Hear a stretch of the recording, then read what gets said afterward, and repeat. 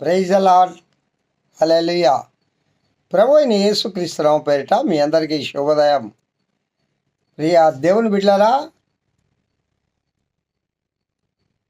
ఈ 1వ తేదీ 6వ నెల 25వ సంవత్సరం, జూన్ నెల 1వ తేదీ 25వ సంవత్సరంలో మనము చేరి ఉన్నాం. ఈ దినం కూడా ఆ దేవదేవుని సన్నిధిలో చేరి ఆ మహోన్నతుని ఘనమైన నామమును అందిన ఆహారంలో స్తుతించుటకు, గణపరచుటకు, మహిమపరచుటకు ఆ ప్రభువారు మనకు దయచేసిన గొప్ప ఆశీర్వాదకరమైన సమయమును బట్టి, దినమును బట్టి ఆ ప్రభువుకు స్తోత్రాలు చెల్లిస్తూ ఉన్నాను. హల్లెలూయా. ప్రియులారా, బాగున్నారా? 25వ సంవత్సరం మొన్నే వచ్చినట్టుగా ఉంది. దాదాపు 5 నెలలు సంపూర్ణంగా గడిచిపోయి 6వ నెలలో ప్రవేశపెట్టబడ్డాం. ఇది అంటే సగం సంవత్సరం అయిపోవస్తుంది. దినాలు గడిచిపోతున్నాయి, సమయాలు గడిచిపోతున్నాయి, కాలాలు గడిచిపోతున్నాయి. మనం ఏ విధంగా ఆత్మలో, ఆత్మీయతలో అభివృద్ధి చెందుతూ ఉన్నాం. ఎక్కడేసిన గొంగళి ఎక్కడే అన్నట్లుగా క్రైస్తవ్యం ఉంటే ఎట్లా అండి? ఎదుగు బొదుగు లేని బిడ్డ పుడితే ఆ తల్లి తండ్రి సంతోషిస్తుందా? మరుగుజ్జు అయిన బిడ్డ పుడితే ఆ మరుగుజ్జు బిడ్డను పట్టుకొని ఆ తల్లి ఎంత ఏడుస్తుంది, బాధపడుతుంది. ఆత్మీయ మరుగుజ్జుతో నీవు ఉంటే నీ ప్రభువు నీ యందు ఎంత దుఃఖిస్తూ ఉంటాడో, నీ తల్లి ఎంత వేదన చెందుతూ ఉంటాడు. ఆత్మీయ మరుగుజ్జు, ఎదుగు బొదుగు లేదు. ఏదో క్రైస్తవులో మన పేరు పెట్టుకున్నాం. అనుదినము ప్రభువుతో సంబంధం లేదు, అనుదినము జీవాహారం భుజించడం లేదు, అనుదినం దేవునితో మాట్లాడడం లేదు. ఆదివారం క్రైస్తవులా, పండగ క్రైస్తవుడువా, ఫంక్షన్స్ క్రైస్తవుడువా, ఏదో పేరుకు మాత్రమే క్రైస్తవుడువా? మరి మరుగుజ్జుతనం కాక ఆత్మీయతలో మరి ఏంటండి? ముఖ్యంగా ప్రియులారా, ఈ దినము పునరుద్ధాన దినం, మొదటి పునరుద్ధాన దినం. ప్రతి సంఘంలో కూడా ప్రభు వల్ల ఉంటుంది. కొన్ని సంఘాల్లో ప్రతివారం పెడతారు, కొన్ని సంఘాల్లో మొదటి వారం మాత్రం ప్రభు వల్ల పెడతాడు.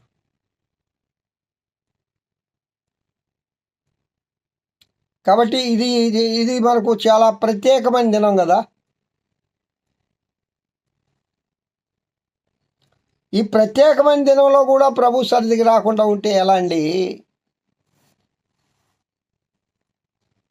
ఒకవేళ వచ్చాం పో,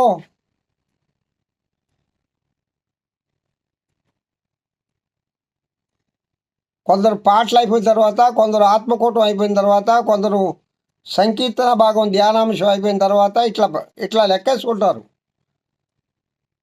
కొందరు ఆశీర్వాదానికి కూడా వస్తారు. దేవునికి స్తోత్రం కలగను గాక. మీ డ్యూటీస్లో అయితే ఈ విధంగా పోతే ఒప్పుకుంటారా? ఒప్పుకోరు. ఏసై కదా, ప్రేమ కలిగినాడు, ఒప్పుకుంటాడులే. ప్రియులారా, చాలా జాగ్రత్త సుమా. ఆత్మీయ మరుగుజ్జుతనం పనికిరాదు.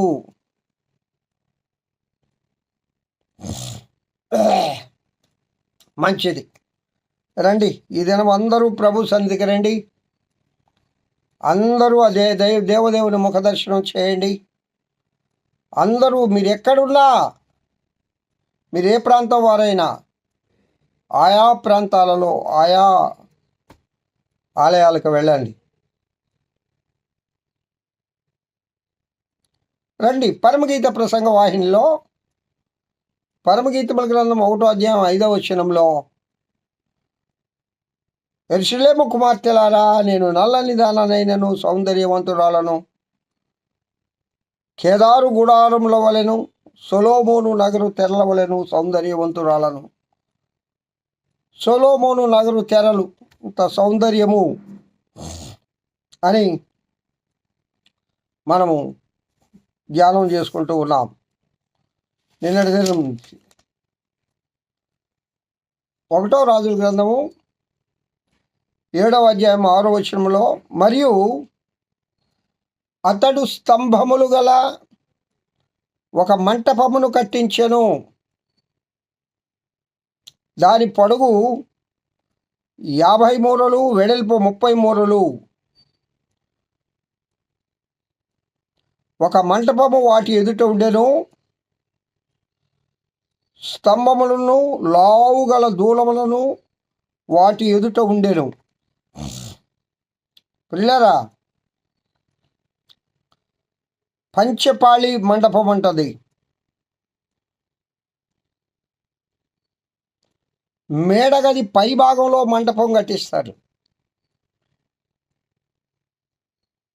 న్యాయాధిపతుల గ్రంథం 3వ అధ్యాయం 23వ వచనంలో, అప్పుడు యెహూదు పంచపాళిలోనికి బయలు వెళ్ళి తన వెనుకను ఆ మేడగది తలుపు వేసి గడియబెట్టెను. పంచపాళి మండపం. కావున ప్రియులారా,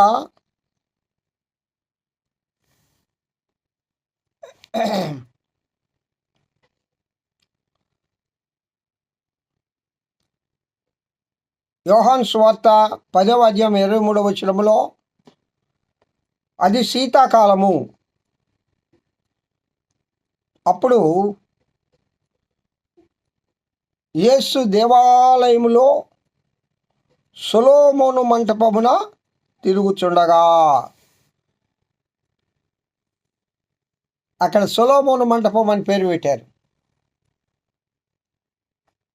దేవాలయం చుట్టూ పెద్ద పెద్ద స్తంభములపై మోపబడి పైకప్పు గల ఆవరణమే సొలొమోను మండపం. దేవాలయం చుట్టూ పెద్ద పెద్ద స్తంభములు కట్టి అది పైకప్పు కలిగిన ఒక ఆవరణం ఉంటుంది. దాన్నే సొలొమోను మంటపం అని అంటారు. కావున ప్రియులారా, ఈ సొలొమోను తెరల వలె నేను అందమైన దానను అని ఎందుకు అంటుంది అంటే, అంత శోభాయమానంగా,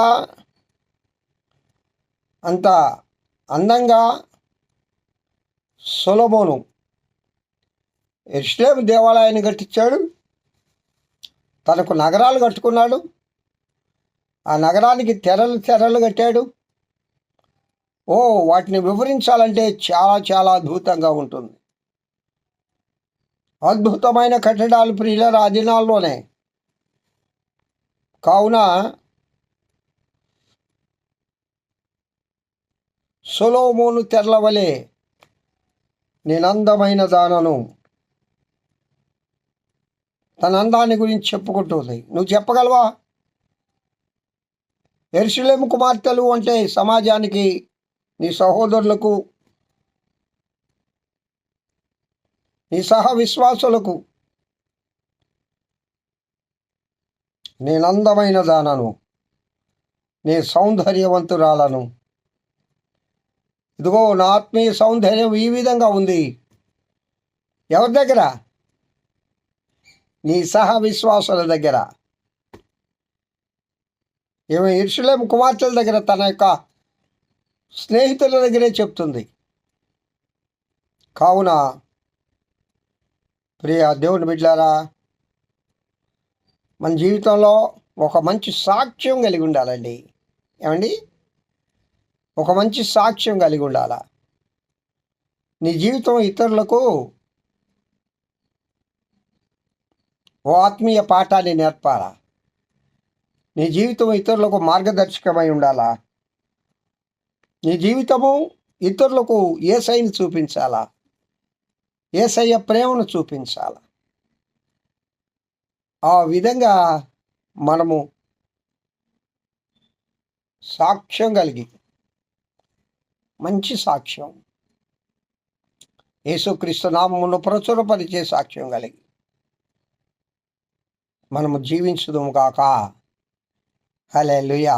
ప్రియరా, మరి ఒకసారి విన్నపం, ఈ దినము అందరము కూడా ఆ దేవదేవుని సన్నిధికి వెళ్ళి ఆ ప్రభు ముఖ దర్శనము చేయదము గాక.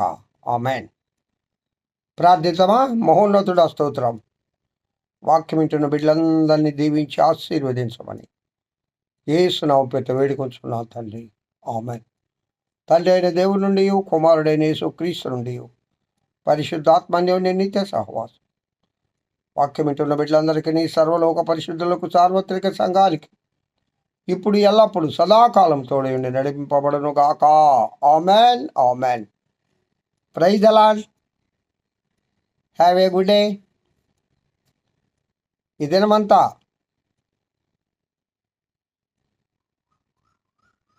ఆ దేవదేవుని కృపాక్షేమములే మీ వెంట వచ్చునుగాక.